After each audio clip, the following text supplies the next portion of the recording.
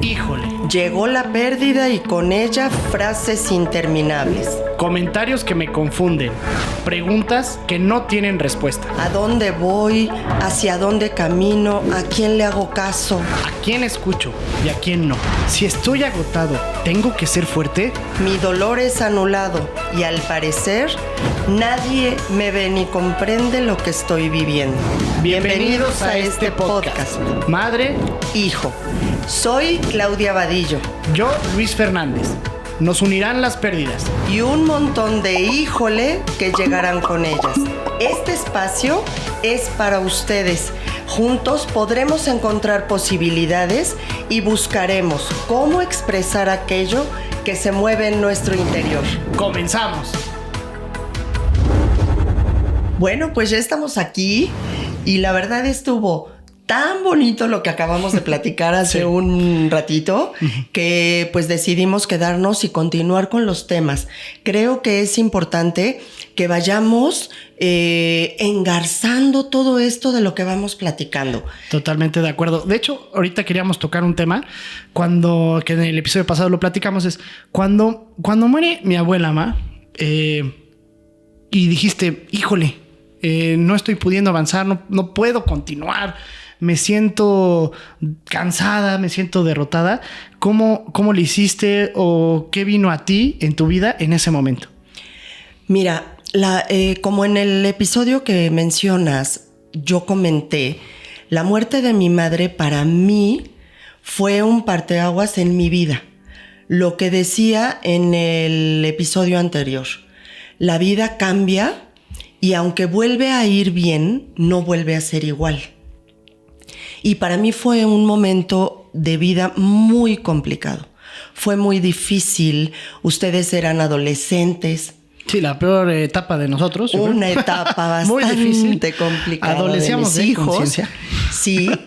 Y bueno, pues tu papá tenía mucho trabajo en ese momento. Mi mamá ya tenía un proceso de una enfermedad muy larga. Fueron muchos años. Muy difícil, sí. Y fue muy complicado para mí.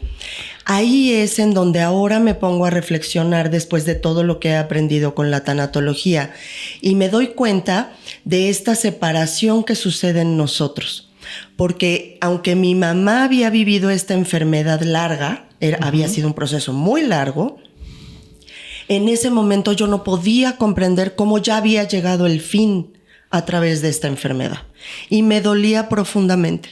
Me dolía pensar que yo ya no iba a volver a ver a mi mamá, que eso tan rico que me cocinaba, ya no iba a estar ahí. Sí, sí. Incluso ahorita que lo estoy platicando, la verdad es que me conmueve muchísimo, porque si algo me encantaba era llegar del trabajo y que esos guisaditos ricos que mi mamá hacía ya estaban en la mesa. Sí, la verdad es que era muy buena cocinera. Muy buena. Muy buena cocinera. Entonces, para mí sí fue un momento muy difícil. Los siguientes días, pues viene todo este momento durísimo, pues de vivir el funeral, que la gente se acerca, que la gente dice muchísimas frases, muchísimas, muchas de ellas, en lugar de ayudarme, la verdad es que me dolía más, me dolía mucho lo que me decían. Había frases que me confortaban, pero había muchas otras que yo sentía como que me hundía, como si estuviera en un pantano. Como si te echaran más peso todavía. Sí, como si me echaran muchísimo peso y sentía que me hundía. Fueron días, meses y años muy complicados para mí. Sí, muy dolorosos. O sea, ahorita por lo que dices, como que dejamos de funcionar al ritmo que estamos acostumbrados, o no es costumbre, sino a que vivimos, que llevamos, ¿no? O sea, llevamos un cierto ritmo de vida y estas cosas son un parteaguas. Así es. ¿Cómo es el darte cuenta que, ay, caray, no estoy pudiendo? No estoy pudiendo, no funciono, no sé, mi brazo ya me duele. O sea, ¿cómo te das cuenta? Tú que estuviste en este proceso. Mira, con la muerte de mi mamá, ¿qué sucedió? que yo tenía que seguir funcionando porque estaban ustedes, estaba la casa, estaba mi trabajo. Yo en ese momento trabajaba en un horario de 7 de la mañana a 3 de la tarde y mis niñas, porque en ese momento daba clases, pues no me podían decir, sí, Miss, no vengas un mes. No, descansa. Descansa, pues no. Yo tenía que seguir con mi ritmo de trabajo y fue muy complicado. Llegó el momento en que yo empecé exactamente a sentir que mi cuerpo ya no podía avanzar. Me sentía sumamente agotada, cansada. Si yo me tardaba a lo mejor 2 horas en calificar, bueno, en 20 libretas, bueno, pues ahora calificaba 2 libretas en 4 horas. Era una cosa que yo decía, pero es que ¿por qué no puedo avanzar? O sea, físicamente ya se reflejaba. Ya se reflejaba físicamente. Este pesar. ¿No? No, y también cognitivamente, mental, psicológicamente, claro. Yo no podía leer, mi mente estaba confundida, quería calificar y me regresaba a buscar la respuesta. Empecé a notar eso que les comenté. Esta separación, para mí fue muy difícil ese momento.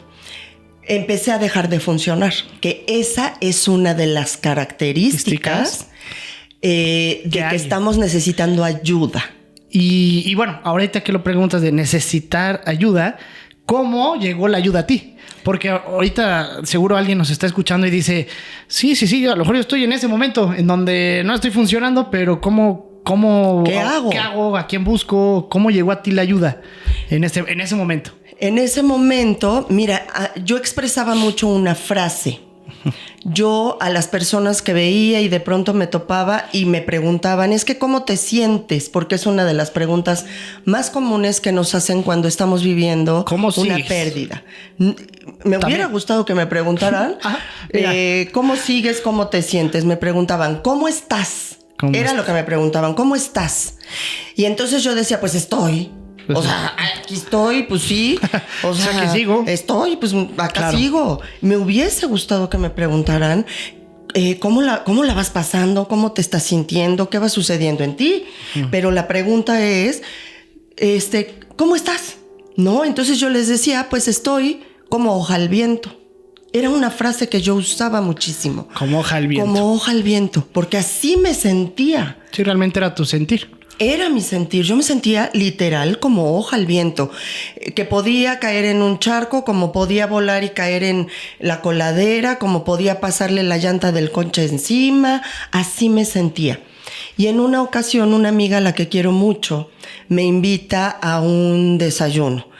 Y en el desayuno yo, pues me empiezan a preguntar todo esto que nos dicen, yo empiezo a platicar y hay algo que digo, la verdad no lo identifico en este momento porque ni siquiera lo recuerdo, algo dije y ahí es en donde Pía Rodríguez, una persona a la que quiero muchísimo y admiro, de acuerdo a lo que me escucha decir y con todo lo que yo estaba platicando, me dice, Clau, lo que tú necesitas es un taller de duelo. ¿Me permites que yo te inscriba y que te aparte un lugar? Porque está a punto de empezar un taller. Y me la quedo viendo y con su pregunta, con esa ternura con la que me lo dijo y con ese respeto profundo con el que me lo dijo, le dije, por supuesto, sí, anótame por favor, porque sí lo necesito. Ok. Ahorita que estás platicando esto y con lo que dices, ¿no? Sobre todo el respeto que se acercó a ti, ¿no? Nosotros como amigos, como familia, como conocidos y vemos esta circunstancia en alguien, ¿no? ¿Qué consejo nos podrías dar así de acérquense de esta forma o cómo lo podríamos decir nosotros? Sí, generalmente la persona es la que solicita ayuda. Eso es lo que va a hacer que si va a un curso, si va a un taller, si toma una terapia individual, ayude realmente el que la persona solicite esa ayuda. Yo la estaba solicitando a gritos a través de mis frases y de la hoja al viento y todo esto que me estaba pasando. Entonces Pía Rodríguez perfectamente capturó esto que yo estoy sintiendo y me ofrece esa ayuda. Sí, acercarnos a quien veamos que realmente no está pudiendo avanzar en la vida, que está dejando de funcionar, que le está costando mucho trabajo regresar a sus actividades, que está durmiendo de más o que está durmiendo de menos. Hay muchos tips, que creo que podemos ir haciendo otros capítulos para profundizar en todos estos temas, porque son muchos.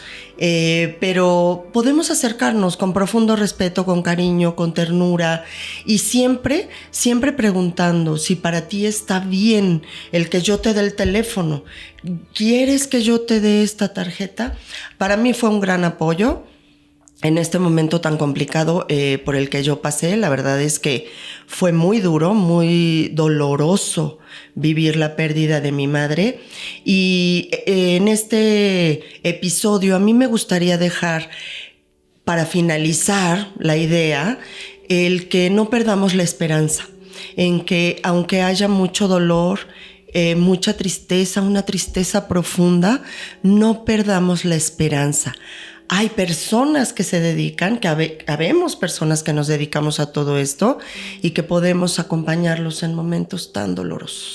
Sí, y ahorita que decías este tema de la esperanza, recuerdo una frase que dice: hay esperanza, que aunque largo y escabroso es el camino, del oscuro se conduce a la luz, ¿no? Así es. Entonces, cerramos el capítulo.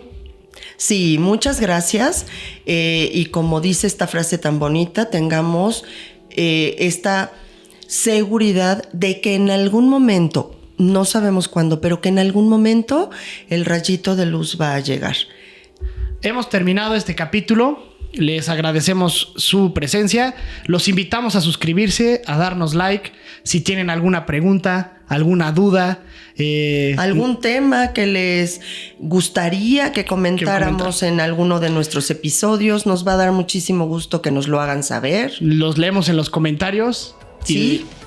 Y pónganos ahí la manita. Se las vamos a agradecer mucho.